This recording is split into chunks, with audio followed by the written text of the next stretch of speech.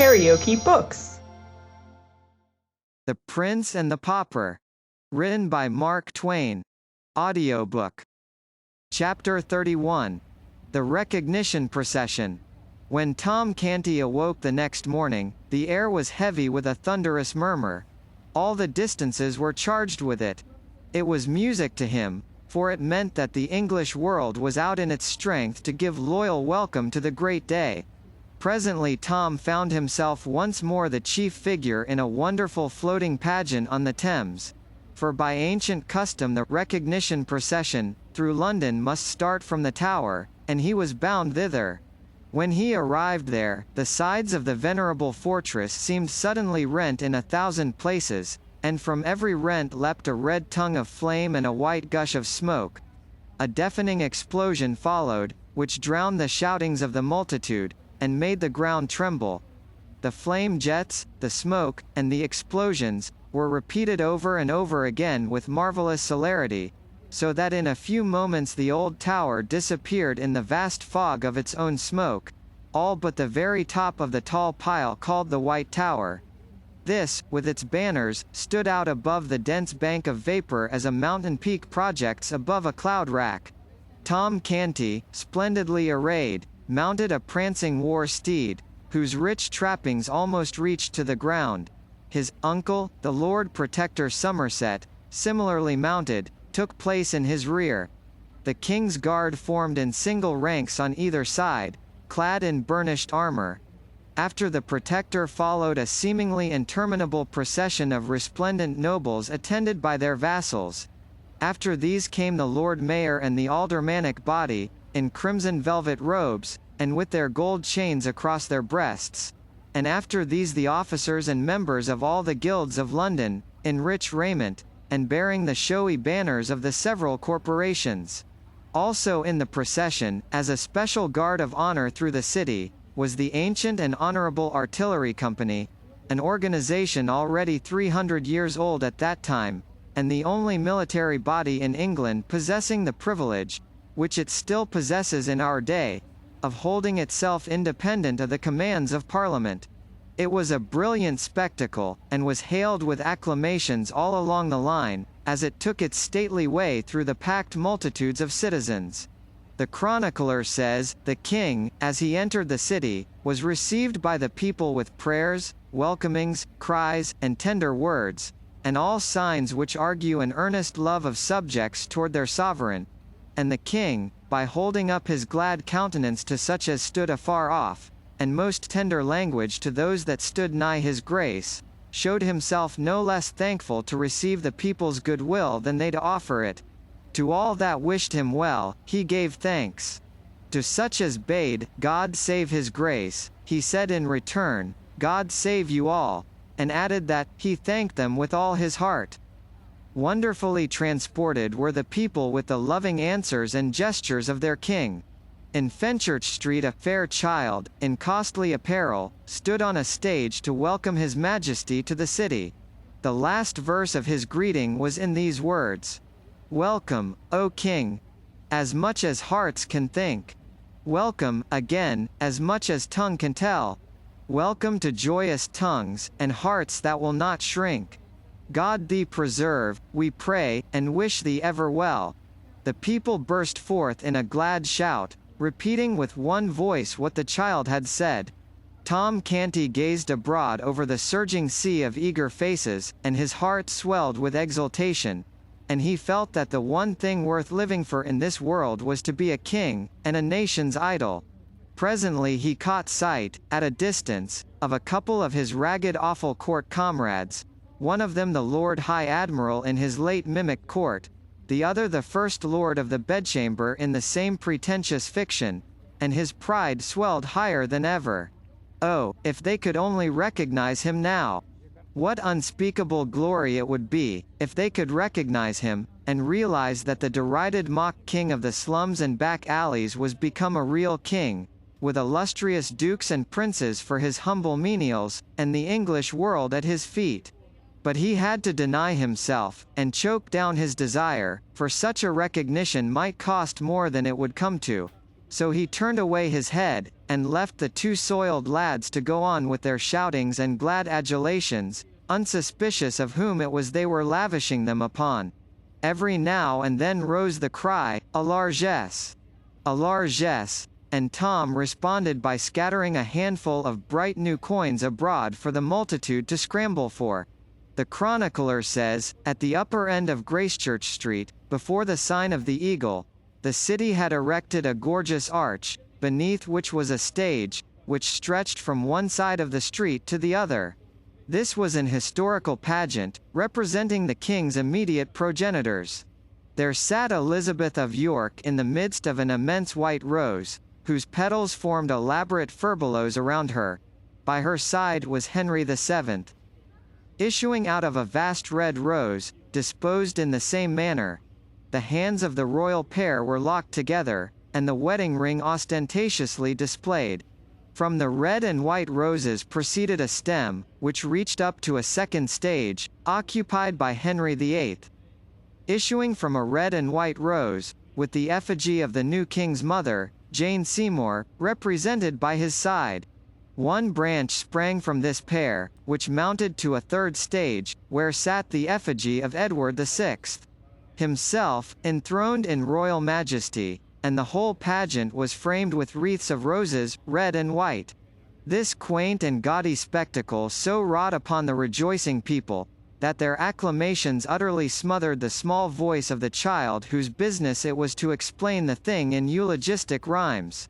But Tom Canty was not sorry, for this loyal uproar was sweeter music to him than any poetry, no matter what its quality might be. Whithersoever Tom turned his happy young face, the people recognized the exactness of his effigy's likeness to himself, the flesh and blood counterpart, and new whirlwinds of applause burst forth. The great pageant moved on, and still on, under one triumphal arch after another, and past a bewildering succession of spectacular and symbolical tableaus, each of which typified and exalted some virtue, or talent, or merit, of the little kings. Throughout the whole of Cheapside, from every penthouse and window, hung banners and streamers, and the richest carpets, stuffs, and cloth of gold tapestried the streets, specimens of the great wealth of the stores within.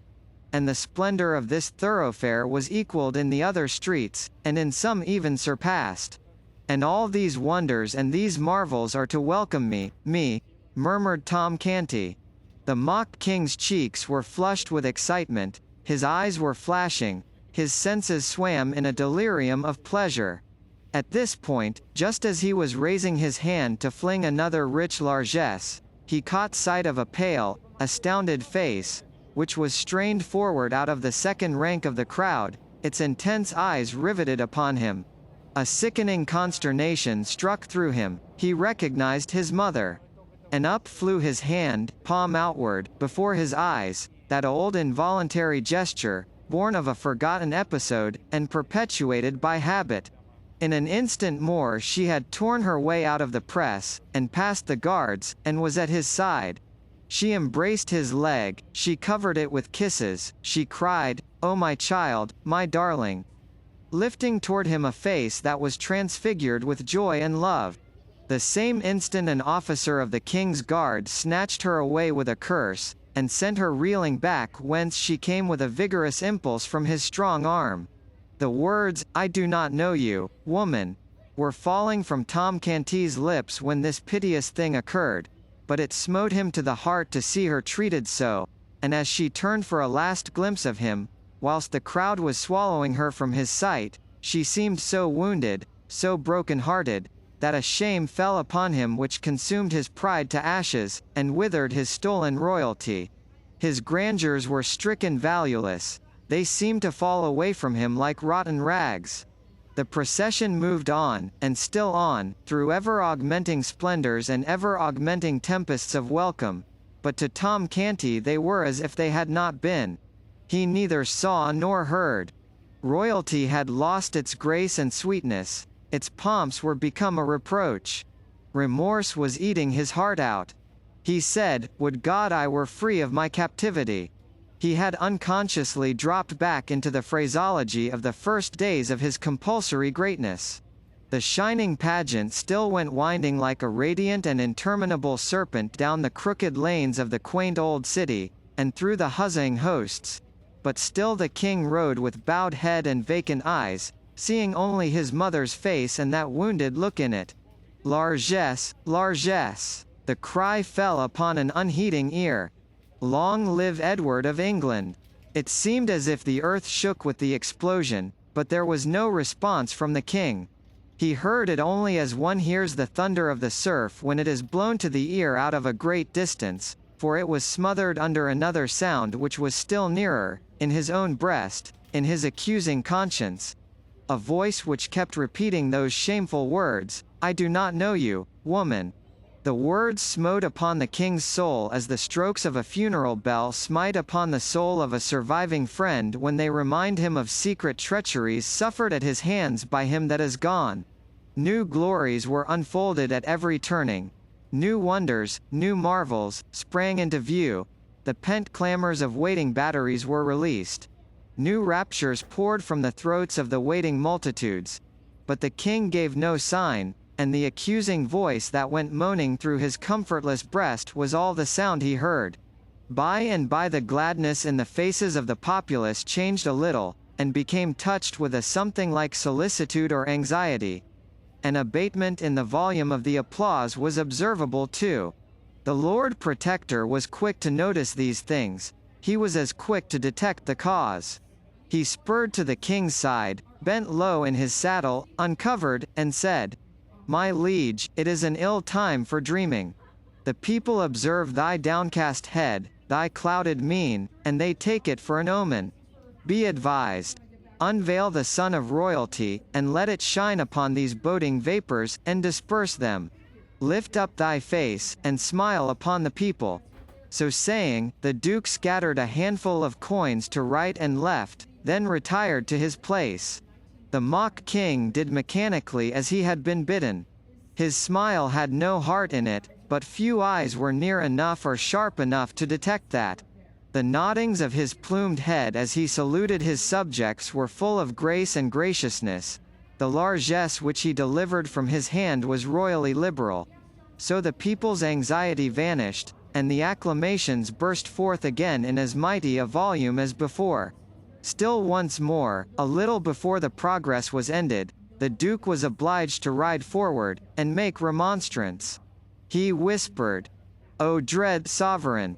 Shake off these fatal humours, the eyes of the world are upon thee." Then he added with sharp annoyance, "Perdition catch that crazy Pauper! 'Twas she that hath disturbed your highness." The gorgeous figure turned a lustreless eye upon the Duke, and said in a dead voice, "She was my mother." "My God!"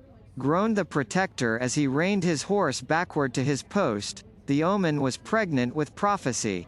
He is gone mad again."